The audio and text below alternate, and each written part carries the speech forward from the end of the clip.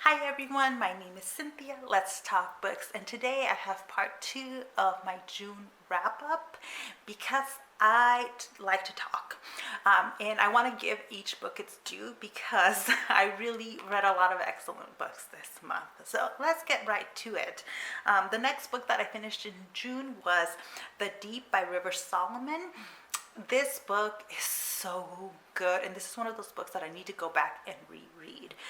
So the premise is that during the slave trade, when bodies of Africans were thrown overboard on the ships, that the pregnant women that were thrown overboard gave birth to mermaids. And that as more bodies were thrown into the ocean, the mermaids created a whole community in the oceans and have been taking care of each other. Now, in this world, all the pain that comes from having been enslaved and then thrown overboard is kind of curated by a historian. One individual kind of carries the memory of all the pain and suffering that led to the creation of the mermaids and to their lives as mermaids as well. It's a really heavy burden. And so when we start the story, we're following the historian of the moment and how difficult she's finding her job, her work as a historian to be. As a historian myself, I just found that really deep, and there's just so many layers to explore there that I feel that I'm not completely done exploring what it all means. Solomon has created a world that is commenting on our society today, and and it's saying that remembering that pain and that suffering is important, but that all of that needs to be a shared experience, or at least that's the message I took from it, that burden should not fall on one person or even one group of people, that the legacy of the horrors of slavery don't just belong to one person, to one group of people. This is what we did.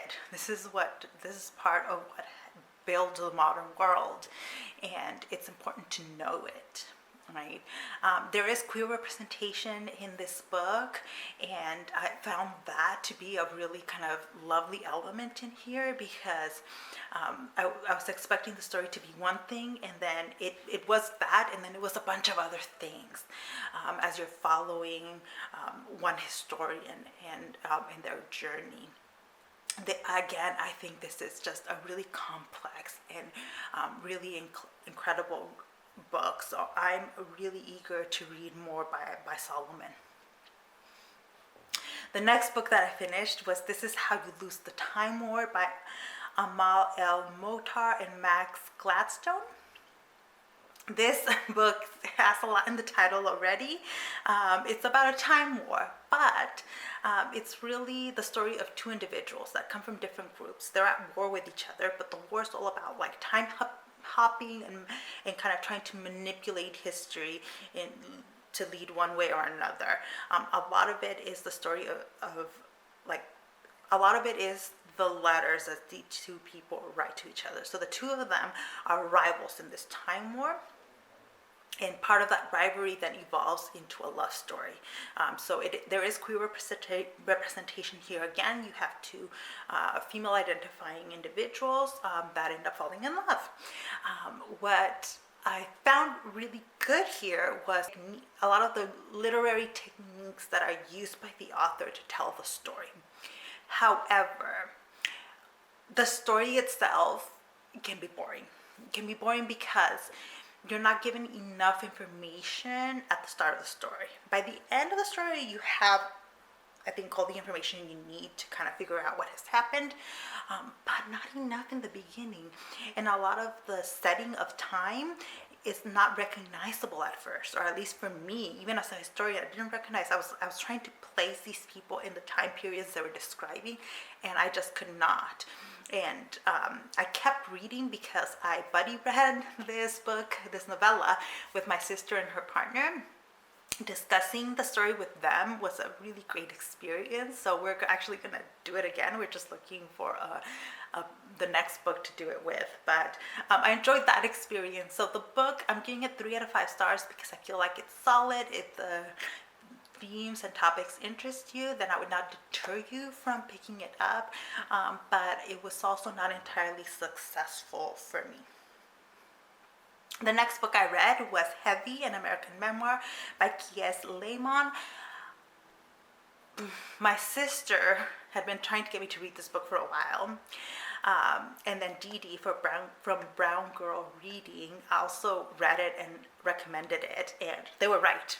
They were just right. This book is so raw.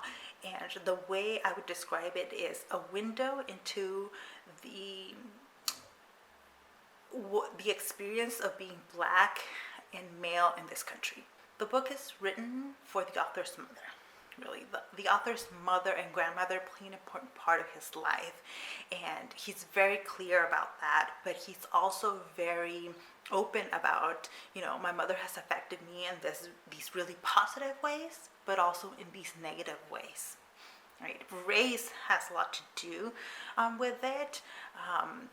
And economics has a lot to do with it. And he takes us through all those layers in a really powerful way.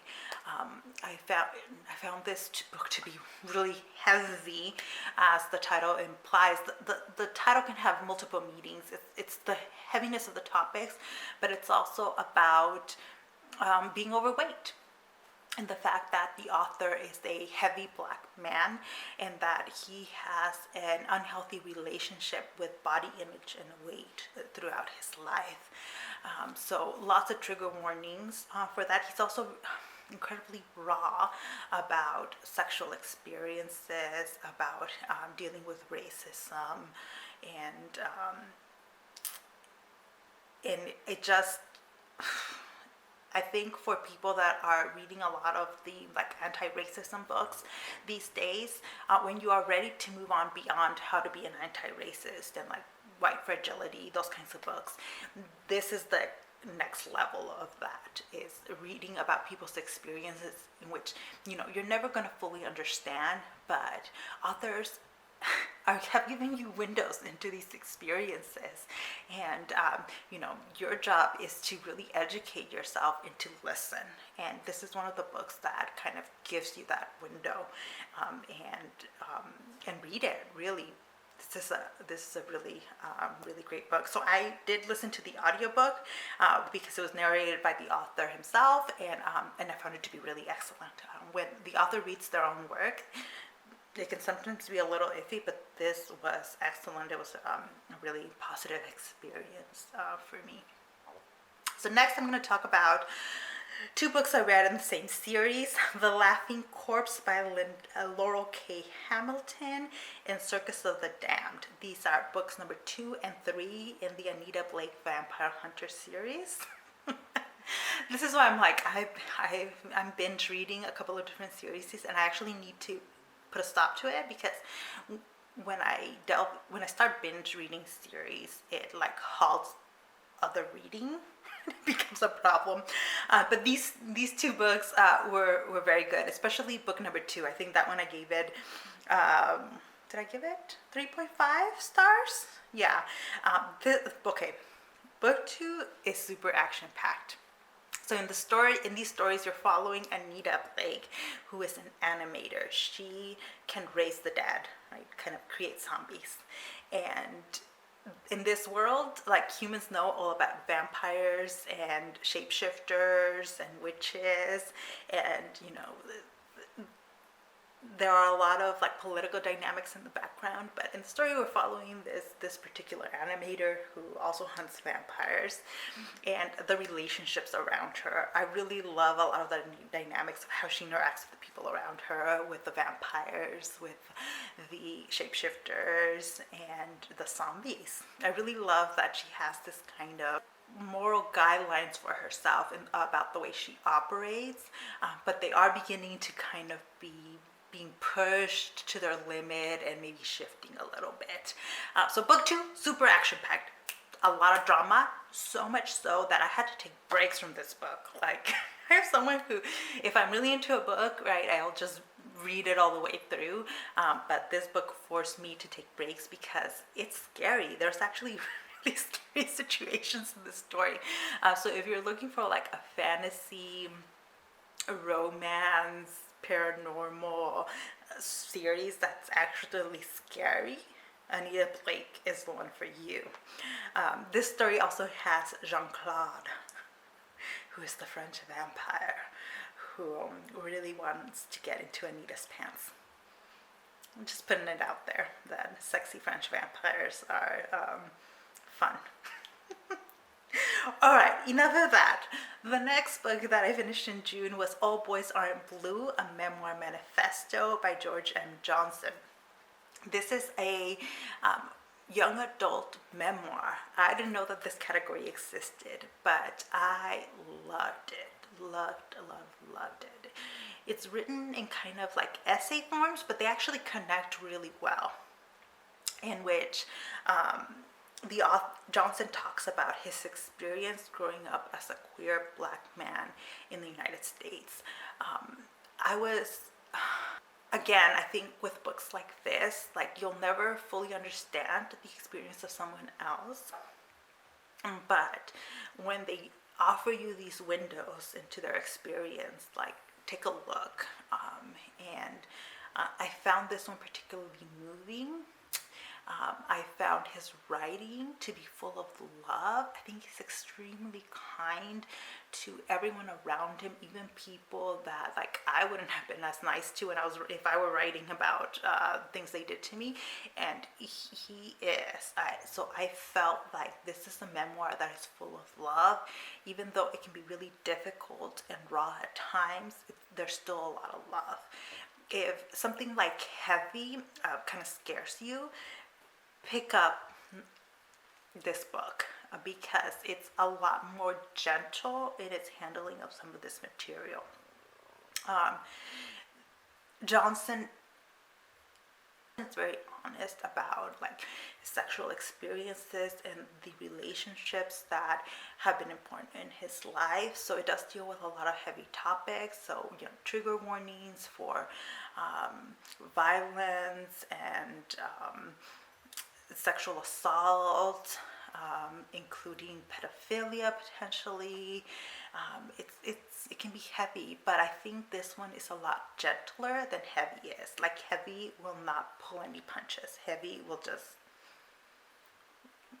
let it all out, whereas All Boys Aren't Blue is a little bit more gentle in the way it discusses these stories. And it's just, you know, the way the different people process experiences, and maybe also audience. That Heavy is clearly written for an adult audience, where All Boys Aren't Blue is written for a young adult audience. He's very clear that he wrote this book for young queer men, young queer black men that need to hear some of these things, but it's a story that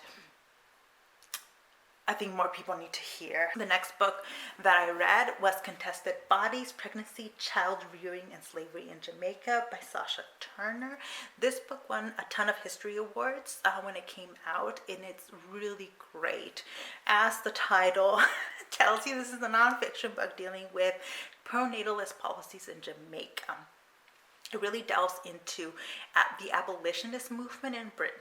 Right? So people that were trying to end the slave trade, but how they, at the center of the argument they made to end slavery, were enslaved women's reproductive abilities. Right? That was really at the center. Part of the problem for ending the slave trade was that people wanted to end the slave trade, but not a slave society. Right? Or they were split on it. Some abolitionists thought that slavery should end, others did not. So how do you continue a slave society after ending the slave trade?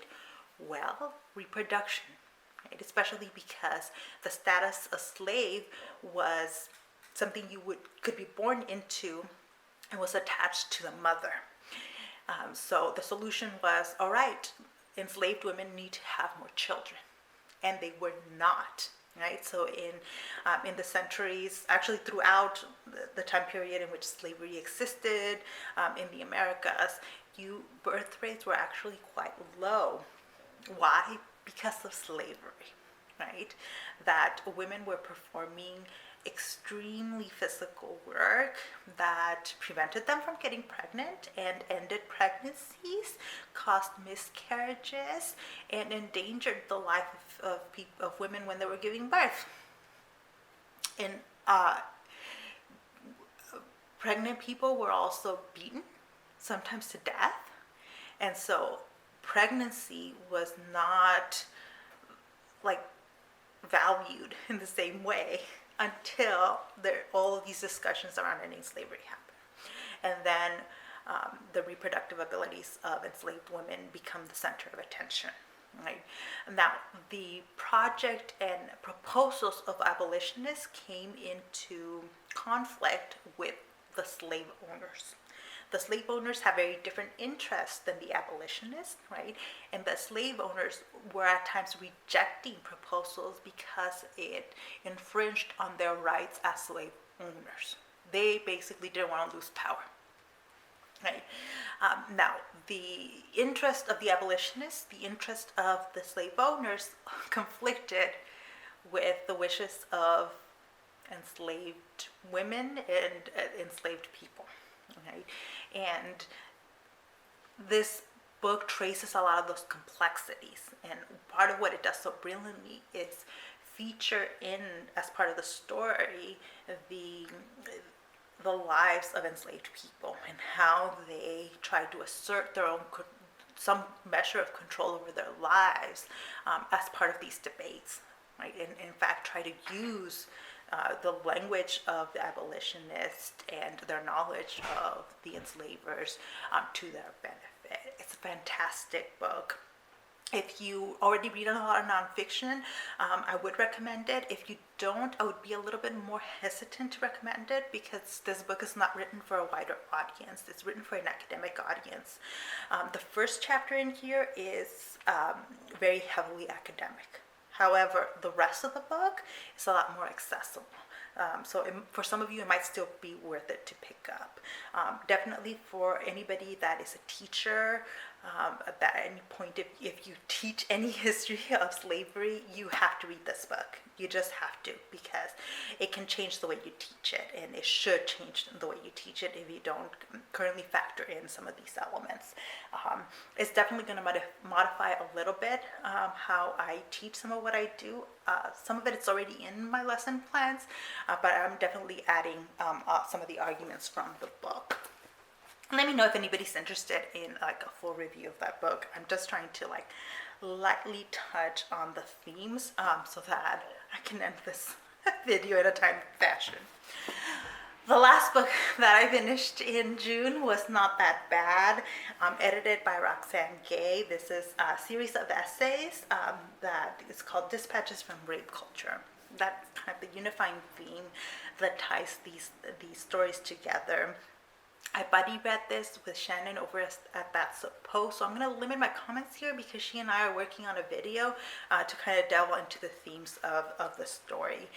But I will tell you that if, like me, you have been hesitant to pick this book up because it deals with such heavy topics, don't be. What Shannon and I did was space out the essays over the course of the month, and that helped make it feel less heavy.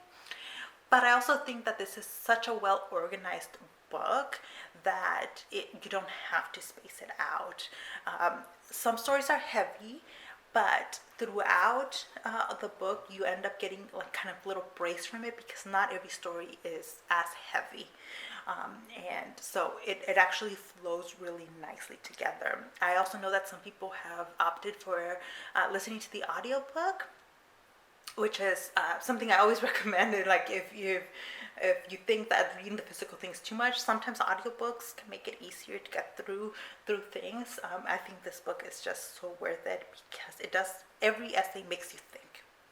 in one way or another, it makes you think something, to reflect on something about yourself or about the culture we live in and how it has shaped our ability or inability to listen to victims and to create a world that values affirmative consent, rather than make things easier for people that commit sexual assault and sexual harassment. Yeah, so for more on it, I don't think we'll have the video up at the time that this video goes out, but keep an eye out for in Shannon's channel for a video on these topics and on this book. So that is it for me. Those are all the books that I read in June finally. Let me know of the ones that I talked about in this video, if you've read them, let me know what you think, or if they sound interesting. I'd love to know if you would be interested in picking up any of these books. But thank you so much for watching, and I'll see you in the next one. Bye.